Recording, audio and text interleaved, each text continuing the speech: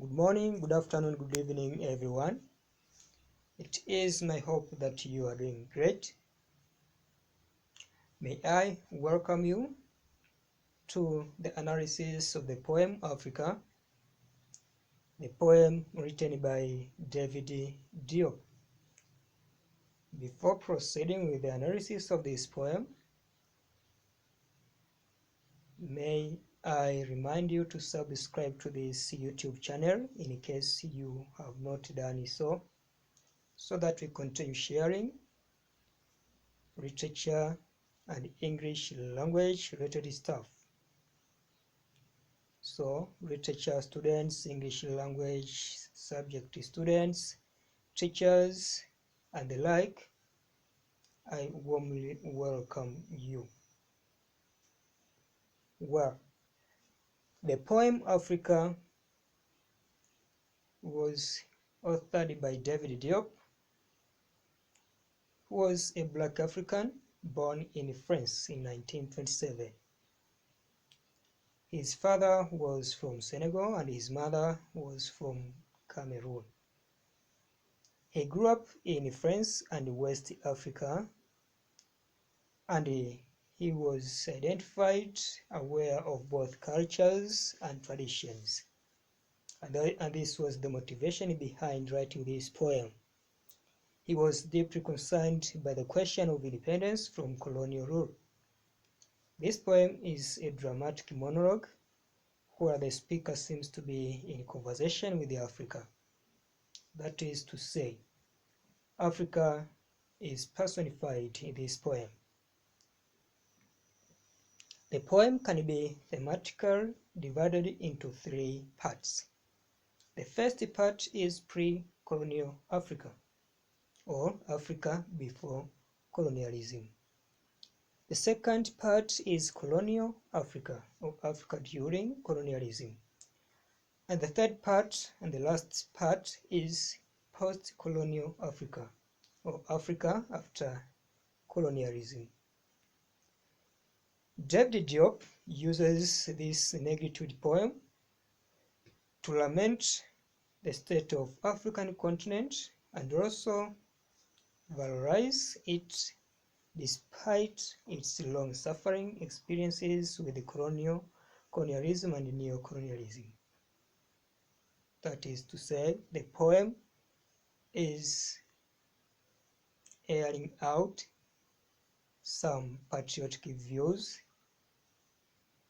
and some views behind emancipating African continent,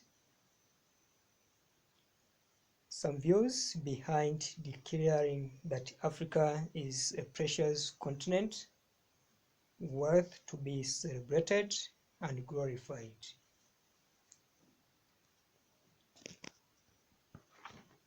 Here the poem reads, Africa, my Africa, Africa of proud warriors in the ancestral savannas, Africa of whom my grandmother sings, on the banks of distant rivers. I have never known you, but your blood flows in my veins. Your beautiful black blood that irrigates the fields, the blood of your sweat, the sweat of your work, the work of your slavery, the slavery of your children. Africa, tell me, Africa. Is this your back that is bent? This back that breaks under the weight of humiliation? This back trembling with red scars and saying yes to the whip and the midday sun? But a grey voice answers me.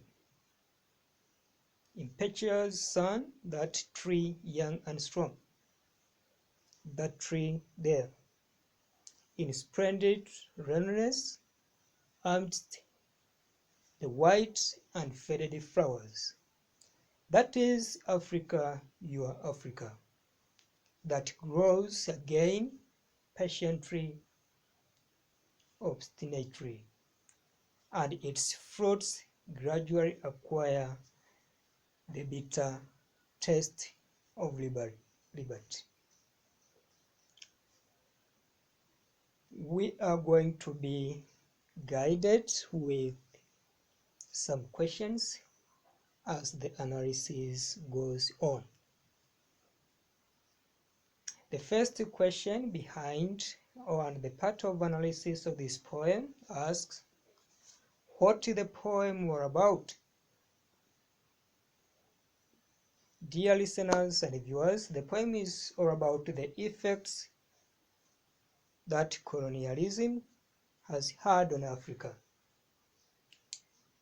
The poem traces the history of pre-colonial Africa, then shows the torture that Africans underwent during colonialism and how Africa is starting afresh like a young tree after colonialism. In other words, the poem is all about African identity. The persona identifies himself as an African-born who struggles to search for his original homeland, which is Africa. And this is identified through the mouthpiece of this poem, who is the author's or the poetry's grandmother. The second question asks, who is the persona in this poem? The persona is an African man who looks for his identity. He seems to have been far when he heard about Africa for the first time, from his grandmother who sings in the distant river. And this is the manifestation of oral tradition, or the narration that the persona gets from his grandmother.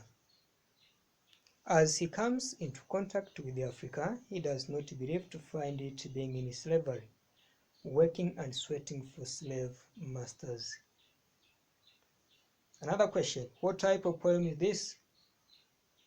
Well, this poem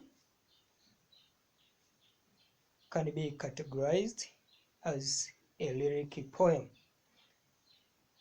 when we comment this poem basing on content category. Why is it regarded as lyric? Remember, lyric poems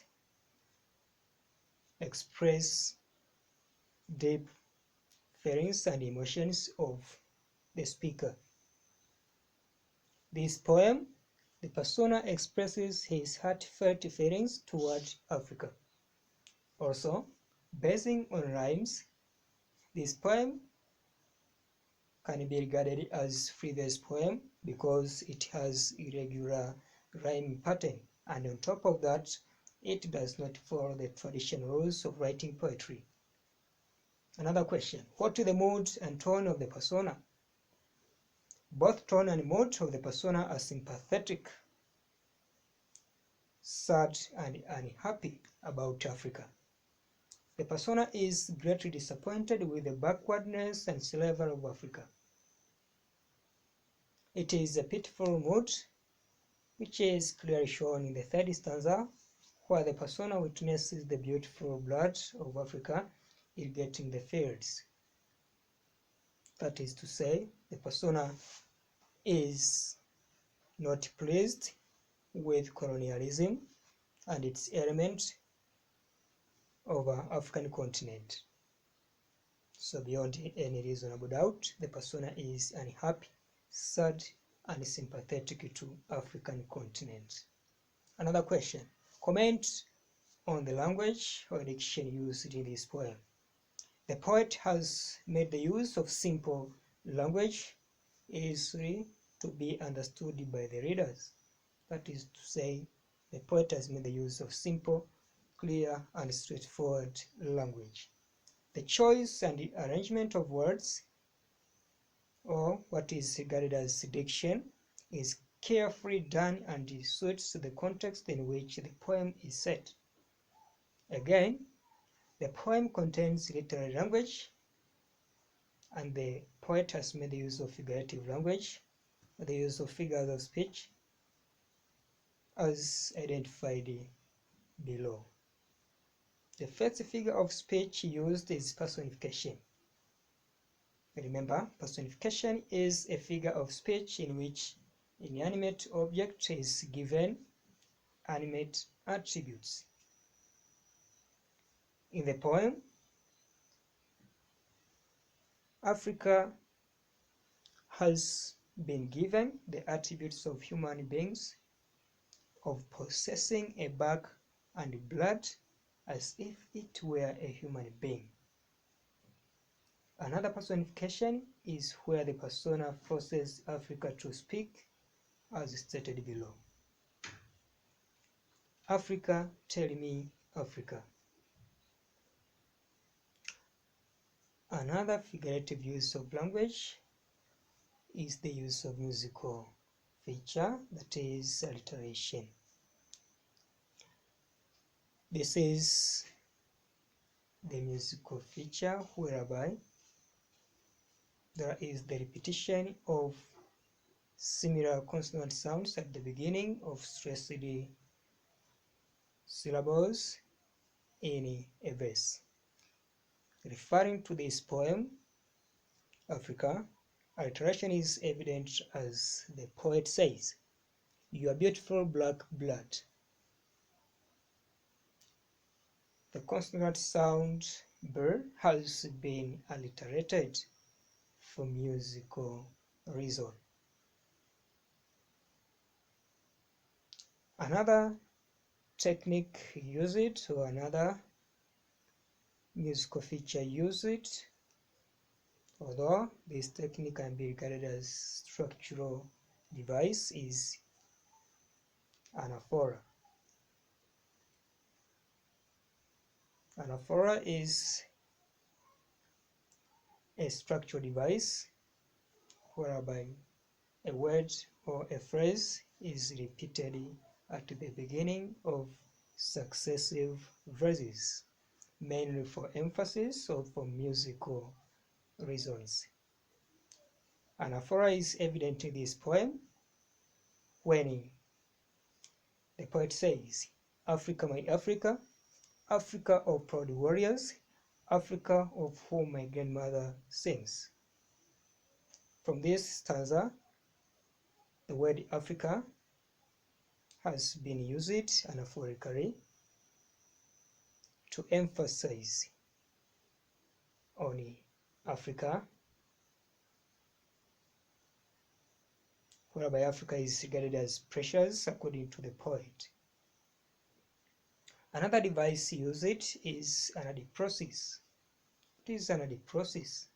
It is the form of repetition in which the last expression of one statement becomes the first expression in the following statement. To prove this, the poet says, "The blood of your sweat, the sweat of your work, the work of your slavery, the slavery of your children." To prove anadiprosis, words like sweat, work, and slavery indicate anadiprosis, because you find the last word of the verse repeating at the beginning of the next verse. Another technique used in this poem is the use of rhetorical question. What is a rhetorical question? A rhetorical question is a question that does not need a reply. We find this question in the poem when the poet asks, "Is that you, this back that is bent?" He knows that Africa is really bent, suffering from humiliation and oppression, but he still asks. Well, another figure of speech to be identified from this poem is the use of symbolism. Different symbols have been used in this poem. To identify some, they include skulls, whip, and blood. They have been used to symbolize torture and humiliation done to Africans during and after colonialism. Young and strong tree has been used to symbolize an independent Africa which needs to be nurtured, cared well so that it may grow. It is Africa after independence that seems to be affected by colonialism. Another symbol is the grandmother. The grandmother used in this poem, the one who is singing, stands for the old generation that plays a guiding role to the young generation. This is evident also in the society we live, where we find grandmothers and grandfathers narrating some oral stories to the young generation, mainly to ensure that the young generation cultivates some moral lessons. Another symbol is grave voice. The grave voice in this poem symbolizes African ancestors. Another symbol is black blood that has been used to symbolize African culture. Another symbol used is a tree in splendid loneliness. It has been used to symbolize Africa as only continent left behind in terms of development, despite the resources it has got. The last symbol used in this poem is the use of white and faded flowers to symbolize other continents apart from Africa. Another figure of speech used is the use of repetition, whereby the word Africa has been repeated several times in a poem, mainly for emphasis. The last figure of speech to be identified is imagery.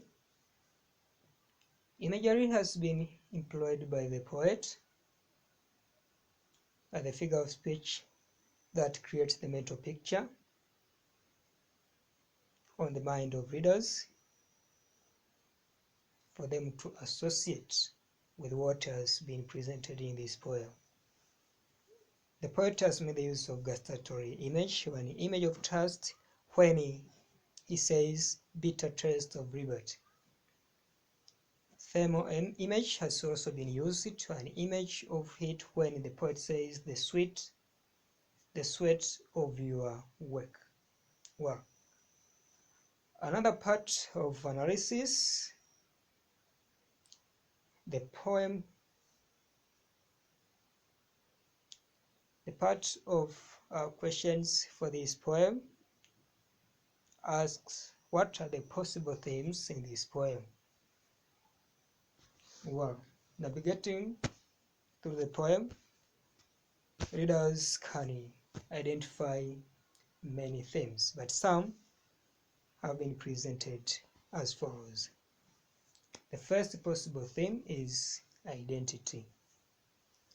A theme of identity is the central theme in this poem, Africa. The persona identifies himself as an African. He belongs to Africa as immediately seen in the first stanza. Africa, my Africa. Again, identity is seen in this poem, where the culture of Africa is identified as symbolized by using blood as a symbol.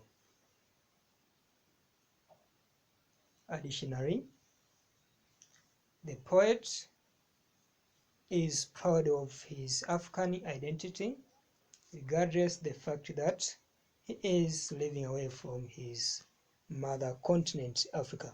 He is still praising it, he is still crying for it, and he wishes for better Africa to come. Another possible theme is humiliation and exploitation. In this poem, Africa is humiliated. The degree of humiliation makes the back of Africa to bend and break down. There are evidences of torture and exploitation in the poem, due to the fact that the poet expresses how the sweat of Africans was lost in vain. Africans are whipped and overworked, but nobody pays them. To prove this, the poet says, "The blood of your sweat, the sweat of your work." Well, another possible theme is a theme of awareness. The poet seems to be aware of his African identity. Although he grew up in France, he shows that black blood flows in his veins, which is to say he is still an African, regardless of where he grew up. Another possible theme is slavery. It is evident in this poem, whereby African children have been shown as slaves. Under slavery, they are sweating with work. They are whipped to the extent that their backs have already bent and have red scars. Slavery is evident at the persona states, the blood of your work, the work of your slavery, the slavery of your children. Another possible theme is a theme of patriotism. In the poem, the persona shows patriotic feelings to the African continent. He shows that he had never known Africa but feels connected to it. This is evident from the poem as follows. "I have never known you, but your blood flows in my veins." This is an evidence behind patriotism. African blood flows in the persona's veins. The last possible theme to be identified here is neocolonialism. This is clearly seen when the persona says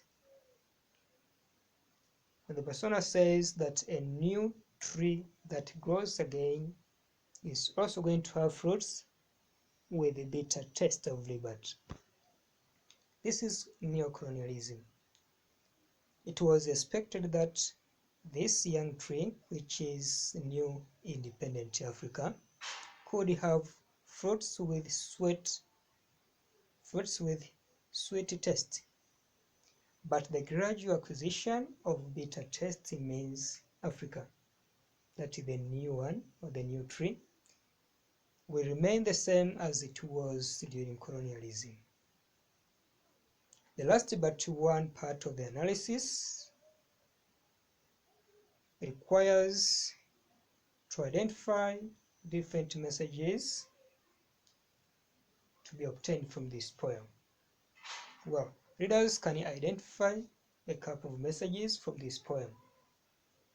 The first message to be identified is that neocolonialism retards development and makes people not to enjoy freedom. As we have found in this poem, Africans are still suffering under the burden of neocolonialism. Regardless the fact that most of African countries and the entire Africa is free politically, but economically and some other spheres of life, Africa is still suffering from colonial hangovers.